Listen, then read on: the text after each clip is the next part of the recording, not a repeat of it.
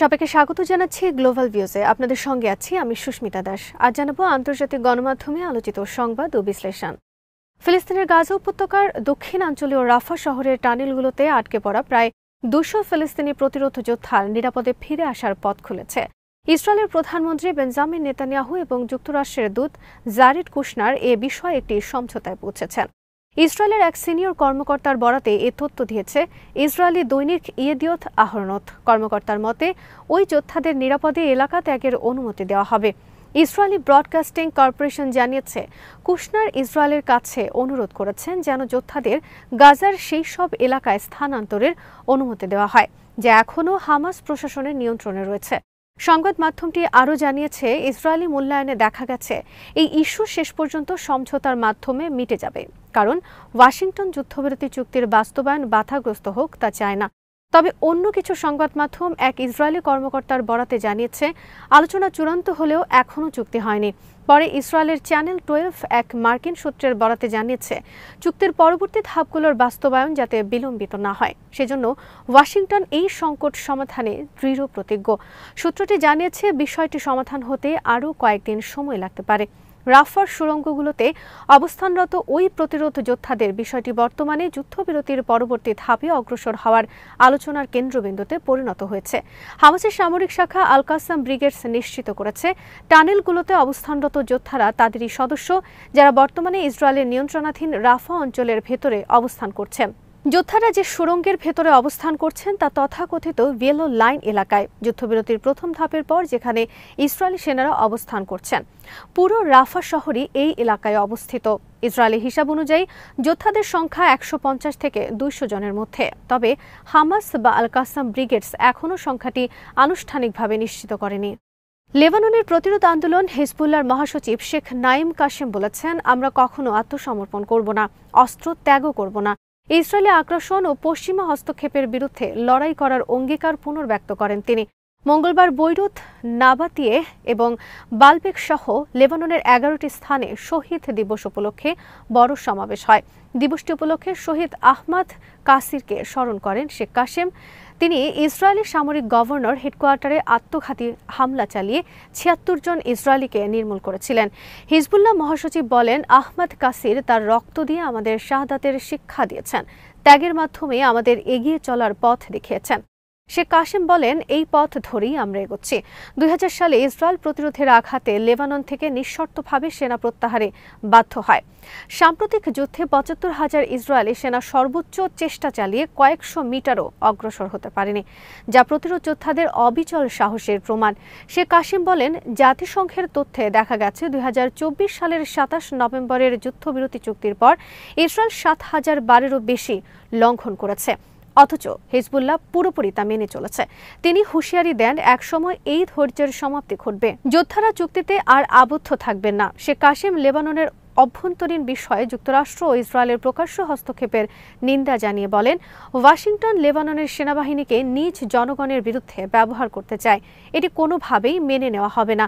ভাষণে শেখ কাশেম ফিলিস্তিনি জনগণ ও তাদের প্রতিরোধ যোদ্ধাদের সালাম জানিয়ে বলেন, ফিলিস্তিনি জনগণ ন্যায়ের পক্ষে দাঁড়ানোর অর্থ বিশ্বকে শিখিয়েছে, তারা সব সময়ের জন্য আমাদের দিক নির্দেশক। শেখ কাশেম স্পষ্ট করেন, প্রতিরোধ সংগ্রামকে পরাজিত করা সম্ভব নয়, আমরা হয় জয়ী হব নয়তো শহীদ। এই দৃঢ়তা দিয়েই আমাদের ভবিষ্যৎ রচিত হবে। ফিলিস্তিনি প্রতিরোধের প্রতি গভীর শ্রদ্ধা জানিয়ে লেবাননের রাজধানী বৈরুতে আরব জাতীয় সম্মেলনের 34তম অধিবেশন সম্পন্ন হয়েছে।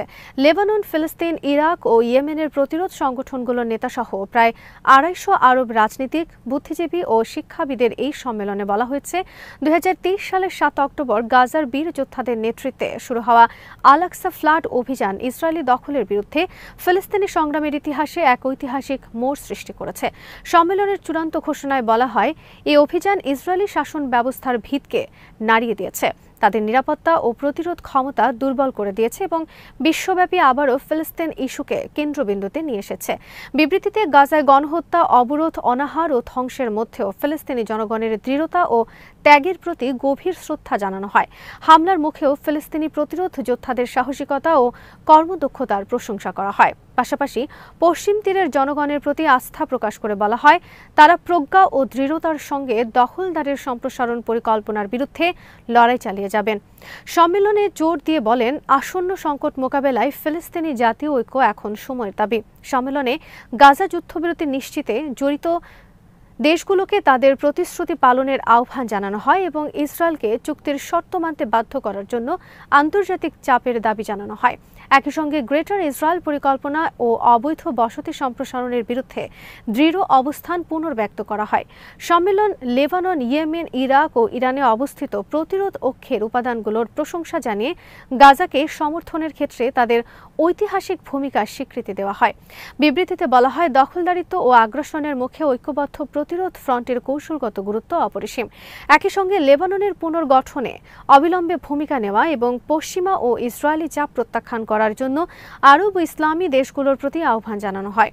সম্মেলন সিরিয়ার ঐক্য, আরব পরিচয় ও স্বাধীনতার প্রতি অবিচল সমর্থন পুনর্ব্যক্ত করে জাতীয় সংলাপের মাধ্যমে দেশটিকে বিভাজন ও বিদেশি হস্তক্ষেপ থেকে রক্ষার গুরুত্বের উপর জোর দেওয়া হয়।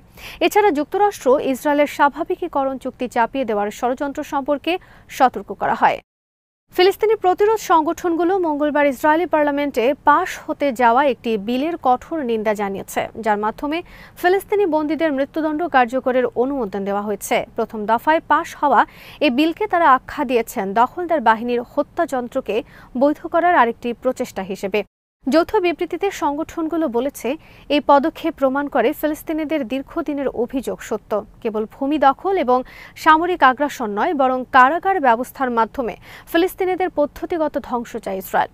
হামাস এক বিবৃতিতে বলেছে, বিলটির অনুমোদন দখলদার সরকারের বর্ণবাদী নীতির নগ্ন সম্প্রসারণ এবং গণহত্যাকে বৈধ রূপ দেওয়ার চেষ্টা। ইসলামিক জিহাদ আন্দোলন বিলটিকে বর্ণনা করেছে অত্যন্ত বিপজ্জনক উস্কানি হিসেবে, যা ইসরায়েলের চলমান গণহত্যা ও জোরপূর্বক উচ্ছেদেরই অংশ। সংগঠনটি জাতিসংঘের বিভিন্ন সতর্ক বার্তার বরাতে বলেছে, এই আইন প্রমাণ করছে ইসরায়েল শুধু গাজা বা পশ্চিম তীরেই নয়, বরং নিজেদের কারাগারেও ফিলিস্তিনিদের নিশ্চিহ্ন করতে চায়। Popular front for the liberation of Palestine এই বিলকে আখ্যা দিয়েছে প্রকাশ্য দিবালোকে সংঘটিত পূর্ণাঙ্গ যুদ্ধাপরাধ হিসেবে। সংগঠনটি বলেছে, এটি দখলদার সরকারের সেই সংকল্প প্রকাশ করছে যার মাধ্যমে তারা ফিলিস্তিনিদের নির্মূল করতে চায়। এই নিন্দা এমন সময় আসে যখন ইসরায়েলি কারাগারগুলোর পরিস্থিতি ইতিহাসের সবচেয়ে ভয়াবহ পর্যায়ে পৌঁছেছে। আন্তর্জাতিক মানবাধিকার সংস্থা, চিকিৎসক সংগঠন এবং জাতিসংঘ বিশেষজ্ঞরা এমন সব নথি প্রকাশ করেছেন যাতে ফিলিস্তিনিদের দীর্ঘদিনের অভিযোগের সত্যতা উঠে এসেছে।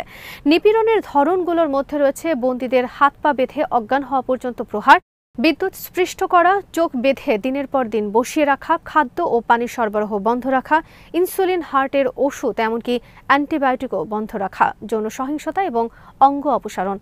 এর মধ্যেই সোমবার ইসরায়েলি পার্লামেন্ট নেসেটের সাধারণ অধিবেশনে বিলটি প্রথম দফায় অনুমোদিত হয়। এখন এটি দ্বিতীয় ও তৃতীয় দফা অনুমোদনের জন্য সংশ্লিষ্ট সংসদীয় কমিটিতে পাঠানো হয়েছে। যুক্তরাষ্ট্র গাজার সীমান্তে বিশাল একটি সামরিক ঘাঁটি স্থাপনের পরিকল্পনা করছে বলে জানা গেছে, যেখানে হাজার হাজার মার্কিন সেনা অবস্থান করবেন। এই উদ্যোগকে বিশ্লেষকরা মধ্যপ্রাচ্যে যুক্তরাষ্ট্রের নতুন সামরিক আগ্রাসনের ইঙ্গিত এবং ইসরায়েলকে গাজার ভবিষ্যৎ নিয়ন্ত্রণে সাহায্য করার প্রচেষ্টা হিসেবে দেখছেন। মঙ্গলবার প্রকাশিত এক প্রতিবেদনে ইসরায়েলি অনুসন্ধানী সংবাদ মাধ্যম সোমরিম জানিয়েছে, প্রস্তাবিত ঘাঁটি নির্মাণে প্রায় $50 কোটি খরচ হবে। এই ঘাঁটি স্থাপিত হলে ইসরায়েলের সঙ্গে সরাসরি সমন্বয় ছাড়াই যুক্তরাষ্ট্র স্বাধীনভাবে গাজা অঞ্চলে অভিযান চালাতে পারবে এবং সেখানে পরিস্থিতি নিজের মতো করে নিয়ন্ত্রণ করতে সক্ষম হবে। পর্যবেক্ষকরা বলেছেন, এই পরিকল্পনা এমন সময় এসেছে যখন 2023 সালের অক্টোবর থেকে গাজায় ইসরায়েলের গণহত্যামূলক যুদ্ধের বিরুদ্ধে বিশ্বব্যাপী ক্ষোভ চরমে পৌঁছেছে। তারা মনে করেন, এর মাধ্যমে ইসরায়েল সাময়িকভাবে আলোচনার কেন্দ্রবিন্দু থেকে সরে মিত্রদের দিয়ে নিজের লক্ষ্য পূরণ করতে চায়। অন্যদিকে ফিলিস্তিনি কর্মকর্তারা সতর্ক করে বলেছেন, এ ধরনের উদ্যোগ আসলে এক দখলদার বাহিনীকে অন্য বাহিনীতে প্রতিস্থাপন করার প্রচেষ্টা, অর্থাৎ ইসরায়েলি সেনাদের জায়গায় বিদেশি সেনা মোতায়েনের পরিকল্পনা। নভেম্বরের শুরুর দিকে হামাসের শীর্ষ নেতা মুসা আবু মারজুক স্পষ্টভাবে বলেছিলেন, তাদের সংগঠন এমন কোনো ব্যবস্থাকে কখনো মেনে নেবে না। তিনি আল জাজিরাকে বলেন, আমরা এমন কোনো সামরিক বাহিনীকে মেনে নিতে পারি না যারা গাজায় দখলদার সেনাবাহিনীর বিকল্প হিসেবে কাজ করবে। ইরানের ইসলামী বিপ্লবী গার্ড বাহিনী বা আইআরজিসি জানিয়েছে তারা যুক্তরাষ্ট্র এবং ইসরায়েলের গোয়েন্দা সংস্থার নির্দেশনায় পরিচালিত একটি নাশকতামূলক নেটওয়ার্ক সফলভাবে ধ্বংস করেছেন। মঙ্গলবার প্রকাশিত এক বিবৃতিতে বাহিনীটি জানিয়েছে দীর্ঘ পর্যবেক্ষণ, নজরদারি ও গোয়েন্দা অভিযানের পর এই নেটওয়ার্ক শনাক্ত করা হয়। নেটওয়ার্কটি দেশদ্রোহী উপাদান দিয়ে গঠিত ছিল এবং গত শরতের দ্বিতীয়ার্ধে দেশের জননিরাপত্তা বিঘ্নিত করার উদ্দেশ্যে তৈরি করা হয়েছিল। বিবৃতিতে আরও বলা হয়, ওয়াশিংটনের আঞ্চলিক প্রতিনিধি হিসেবে কাজ করা ইসরায়েলি জায়নবাদী শাসন ব্যবস্থা সম্প্রতি সংঘটিত 12 দিনের যুদ্ধে নিজেদের লজ্জাজনক পরাজয়ের জেরে ইরানকে অস্থিতিশীল করার লক্ষ্যে এই কৌশল অবলম্বন করেছে। বহু প্রদেশ জুড়ে পরিচালিত সমন্বিত অভিযানে নেটওয়ার্কটির বিভিন্ন সেল বা উপদল ধ্বংস করা হয়েছে এবং বেশ কয়েকজন সদস্যকে গ্রেফতার করা হয়েছে, যারা জননিরাপত্তা বিঘ্নিত করার কাজে নিয়োজিত ছিল। বিবৃতিতে বলা হয়, এই ধ্বংস করা নেটওয়ার্ক সম্পর্কে বিস্তারিত তথ্য ও প্রতিবেদনে পরবর্তীতে ইরানের জনগণের কাছে প্রকাশ করা হবে। আজ এখানেই শেষ করছি। সবাই ভালো থাকুন, সুস্থ থাকুন আর দেখতে থাকুন বিডি ভিউজ। চ্যানেলটি ভালো লাগলে সাবস্ক্রাইব করুন। সংযুক্ত থাকুন আমাদের ফেসবুক পেজে।